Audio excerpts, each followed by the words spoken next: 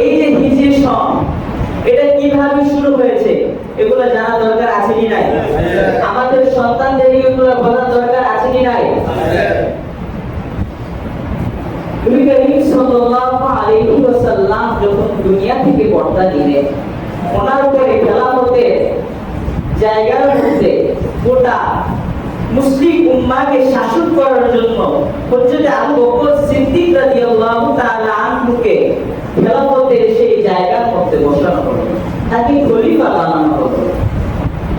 হযরত আবু বকর সিদ্দিক রাদিয়াল্লাহু তাআলা আনহু যখন দুনিয়া থেকে ইন্তিকাল করলেন, ওনার পরে হযরত ওমর ফারুক রাদিয়াল্লাহু তাআলা আনহুকে সেই খেলাফতের সিংহাসনের মধ্যে বসানো হলো, খেলাফতের জায়গার মধ্যে তাকে খলিফা করা হলো।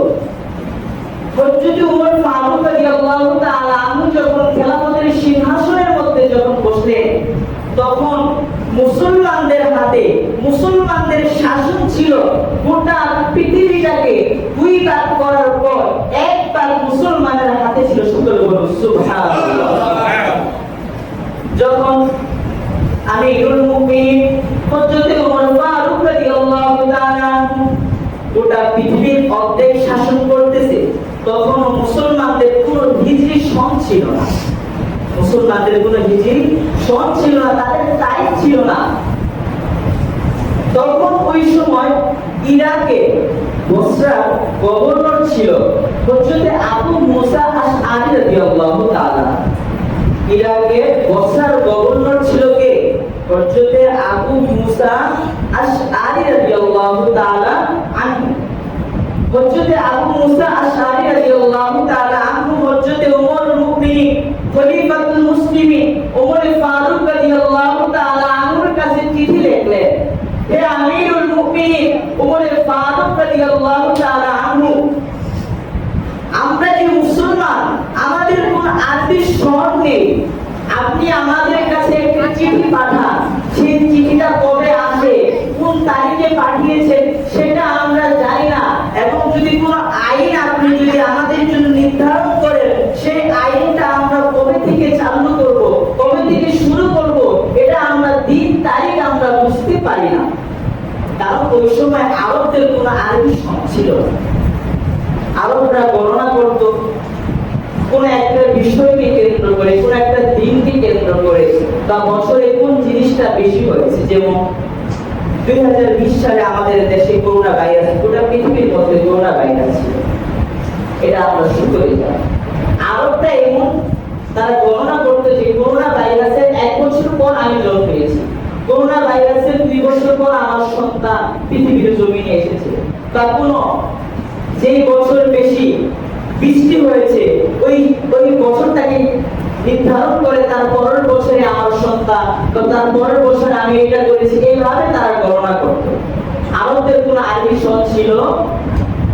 হযরত আবু মুসা আশআরী রাদিয়াল্লাহু তাআলা আনহু যখন হযরত আমিরুল মুমিনিন খলিফাতুল মুসলিমিন হযরত ওমর ফারুক রাদিয়াল্লাহু তাআলা আনহুর কাছে যখন চিঠি লিখলেন যে আমাদের একটি আরবি সন দরকার, তখন হযরত আমিরুল মুমিনিন গোটা পৃথিবীর অর্ধেক মুসলমানদের শাসন অনুযায়ী, মুসলমানদের গোটা পৃথিবীর অর্ধেক যিনি শাসন করতেন হযরত আমিরুল মুমিনিন, তিনি যখন চিঠিটা পেলেন, তখন তিনি মদিনার যে বড় বড় সাহাবীরা রয়েছে, মদিনার যে বড় বড় গণ্যমান্য সাহাবীরা রয়েছে, তাদেরকে নিয়ে তিনি পরামর্শ সভার মধ্যে বসলেন।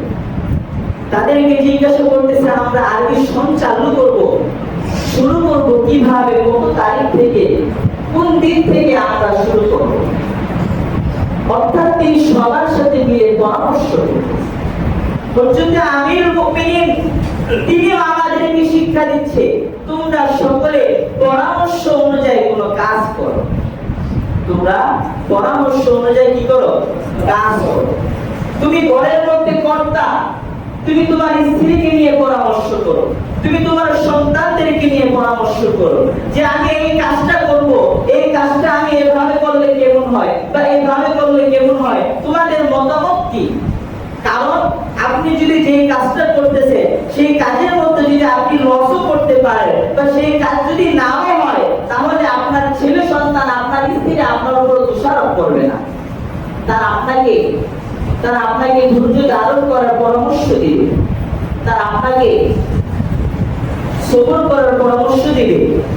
যদি আপনি তাদের পরামর্শ না মেনে বা তাদেরকে জিজ্ঞাসা না করে যদি কোনো কাজ করেন, তাহলে তারা বলবে নিজের দোষে নিজেই ফেসেছে। তা বলবে কি বলবে না? ঠিক হযরত আমিরুল মুমিনিন হযরত ওমর ফারুক রাদিয়াল্লাহু তাআলা আনহু মদিনার সকল গণ্যমান্য সাহাবীদেরকে নিয়ে পরামর্শ সভার মধ্যে বসলেন।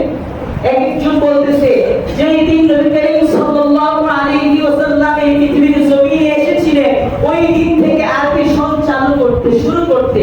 আরেকজন বলতেছেন, যেই দিন নবী করিম সাল্লাল্লাহু আলাইহি ওয়াসাল্লাম এই দুনিয়া থেকে পর্দা নিয়েছেন, ওই দিন থেকে আরবি সন শুরু করতে।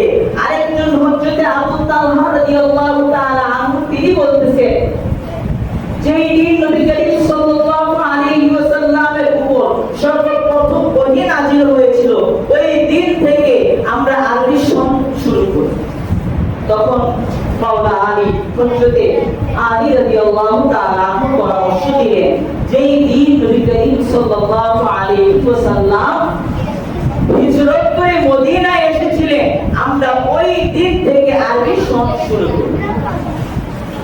হযরত আলী রাদিয়াল্লাহু তাআলা আনহুর পরামর্শটা হযরত আমিরুল মুমিনিন ওমর ফারুক রাদিয়াল্লাহু তাআলা আনহুর পছন্দ হয়ে গেল। তখন হযরত ওমর ফারুক রাদিয়াল্লাহু তাআলা আনহু বলতেছে, আমার তো হযরত আলী রাদিয়াল্লাহু তাআলা আনহুর পরামর্শটা আমার ভালো লেগেছে, তোমরা কি বলো সকলে? তখন সকল সাহাবায়ে কেরাম একই সুরে বলেছিলেন, হে আমিরুল মুমিনিন খলিফাতুল মুসলিমিন হযরত ওমর ফারুক, আপনি যেই সিদ্ধান্ত নেবেন আমরা সেই সিদ্ধান্তই আপনার সাথে আছি। সকলে বলুন সুবহানাল্লাহ। সেই হযরত আলী রাদিয়াল্লাহু তাআলা আনহুর পরামর্শ অনুযায়ী নবী করিম সাল্লাল্লাহু আলাইহি ওয়াসাল্লাম যেই দিন আল্লাহ রাব্বুল আলামিনের হুকুমে তার জন্মভূমি মক্কা থেকে হিজরত করে মদিনায় গিয়েছেন, ওই বছর থেকে আরবি সন হিজরি শুরু হয়েছে। সকলে বলুন সুবহানাল্লাহ।